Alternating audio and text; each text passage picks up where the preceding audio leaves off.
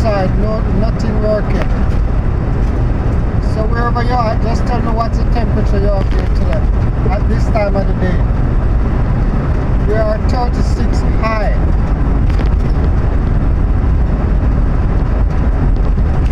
So just sit back and look at the sun and the road and the cars and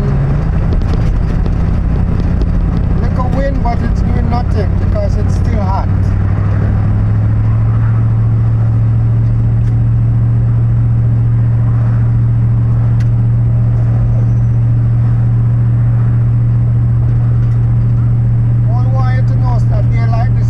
Driving and your vehicle can catch fire the way it's hot because it's heat and heat.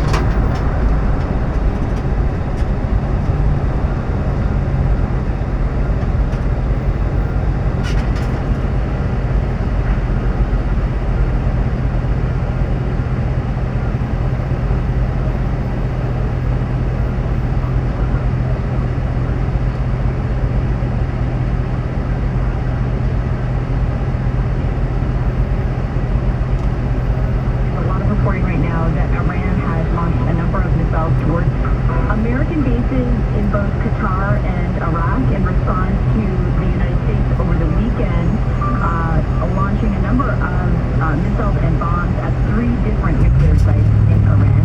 Retired Major General David Fraser, he's a military analyst and former commander of Southern Coalition troops back in Afghanistan in 2006, live on the line with us.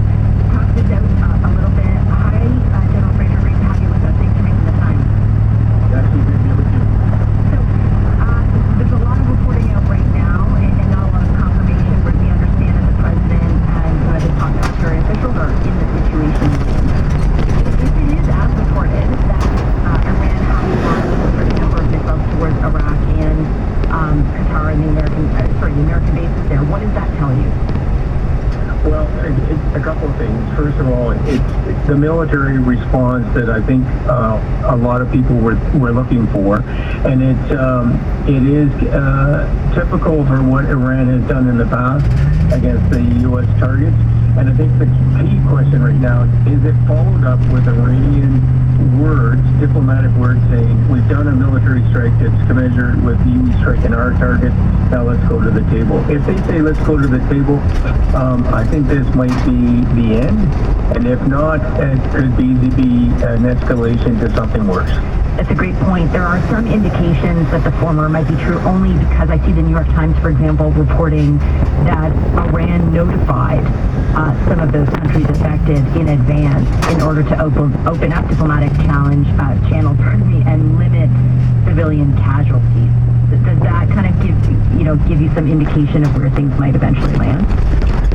If that is true, it says volumes, because the Iranians have done this before, where they fired hundreds of missiles and drones, and they warned everybody they were coming, so they were all shot down. And that was the start of the diplomatic, de-escalation to a situation that could have gotten out of control. So let us all hope that is verified, and if it is, let's hope that the United States then takes this as an opportunity to take their people and sit around the table and end this war. I was listening yesterday to the head of the military in the United States answer questions about the posture of troops in and around the Middle East. I know that they increased the sort of the protection of them, but they didn't want to disclose many details, obviously, for operational security. What do you imagine the U.S. has put in place at their bases in the Middle East in light of their decision on Saturday? So first of all, there were 3 aircraft battle groups that went into the region. That in itself was a big signal to Iran that don't take us on. But on each of those, aircraft carriers in the ships is a huge amount of air defense capabilities. And so the Americans, when they put in the strike package, they would have actually anticipated this and actually beefed up all their air defense and their security measures for their people. Told them probably canceling off leave and making sure they're in shelters and whatnot, because they would have anticipated what we're talking about right now. And just one final question for you, General Fraser. How big or significant is the U.S. presence in the Middle East from a military perspective? It is huge because, the long-standing history with their support of Israel and also protecting the strategic oil routes, including the Straits of Hormuz. That's why the Americans are there. And so, Hormuz is still 20% of the world oil goes through there. So their presence is critical for making sure that our economy and our gas prices are as low as they are. General Fraser, thank you so much. Appreciate your insights this afternoon. Ashley, thank you. Retired Major General David Fraser is TTV's military analyst. While all this is unfolding, Canada's Prime Minister Mark Carney is in Europe to meet with his counterparts there and then head to NATO, the Middle East certainly overshadowing a lot of what is happening on the ground there, where we find Jeremy Charron, our national news correspondent here at CTV News. Jeremy, my understanding is that the Prime Minister spoke to President Trump overnight. The Prime Minister had a call overnight with Trump, and since they focused on talking about de-escalating the conflict in the Middle East, and then and to kind of their shared interests and commitments to the NATO summit upcoming here. But as much as the official schedule or official agenda here at the Canada-EU summit is going ahead as planned, and we'll see probably still a lot of focus on what was planned for NATO, including an increase in defense spending. This has taken over. All of the questions the Prime Minister is facing is about Iran, about the U.S.'s involvement, about what happened, about Canada's position on it. And so it has absolutely overshadowed, his trip so far, and has kind of taken over the unofficial agenda, if you will. As you know, actually, there's always kind of the planned agenda for these things, and then there's kind of the unofficial agenda that just is dictated by what is happening in the world, and that's clearly what we're seeing here. And if you could just sort of expand on this federal government's position, which seems to be a little of column A, a little of column B. We understand the objective to eliminate the nuclear capacity of Iran, at the same time get back to the table as soon as possible. Is the Prime Minister or the federal government aware of how much that seems like it's not going to happen? Yeah, I mean, I think to your point, they're towing a fine line here and trying to be very careful about the wording. We're seeing different words in different statements that are coming out. The Prime Minister's initial statement on Iran, to your point, is pointing out the threat that Iran's nuclear capabilities posed, and kind of taking the stance of supporting the U.S.'s position here and the U.S.'s decision to step in. And we're seeing now some wording that's going to come out in a communique at some point in the next hour or so that's a little different, maybe a little bit more focused on efforts now to de-escalate and to try and avoid any further escalation or further fueling of the conflict here. So it's a very fine line, and I think to your point, it's people are kind of watching this and going really, how realistic is this ask? I've just got 30 seconds left. What is on the real agenda today? Yeah, I mean, they're signing a pact here, a security and defense pact, Canada and the EU, which basically is opening a first door to the potential down the road for Canada and Europe to work closely together on, military spending, military procurement. They'll even be able to go in on joint military procurement down the line, and also allow Canada, after some more work, diplomatic work, to access Europe's rearm program. That's Jeremy Sharon. He is a national news correspondent with us at CTV.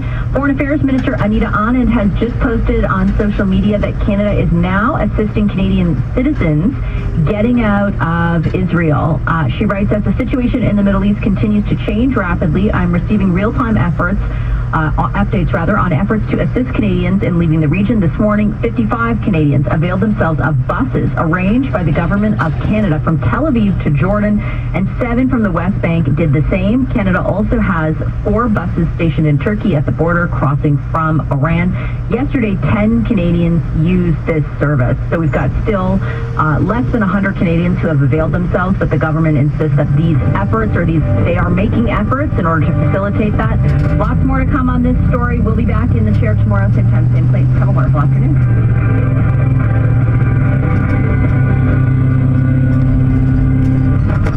Jeff Hutton Show, weekday afternoons from 2 till 4. Download and listen to any hour. Straight to your phone or tablet by visiting newstalk1010.com. Or stream News Talk 1010 Toronto directly to your smart speaker. Crave is your destination for the summer's hottest reality series. Love Island USA is back. Stream now. Subscribe at crave.ca. Crave, proudly Canadian. With Pickle Prestige, less pain equals more wow. It takes just one code to achieve true coverage and amazing results. And that's something to be proud of. Save 30% until June 25th. Pico, see color. This is News Talk Dan. CFRB AM, Toronto, a division of Bell Media, and an iHeartRadio station. It's 2 o'clock. Your update on the CTV Toronto newsroom starts now. Good Good afternoon. I'm Patricia Muhammad. Dry and very hot conditions today, but wet weather could bring some relief. 34 degrees right now. The complete forecast after the news. Questions remain on why a public pool was closed during scorching temperatures yesterday. Police searching for a suspect after a home was shot at in Markham, and there are now plans for 3 former Hudson Bay properties. Details on these and other stories coming up. But first, let's check your drive. News Talk 1010 Time Saver Traffic. We continue to deal with this collision investigation involving a double rollover which has shut down the eastbound Torrent Express lane between Meadowvale and Whites Road. Also, the transfer is impacted. They've been closed between Meadowvale and Whites, which means only the collector lanes are available, and the 20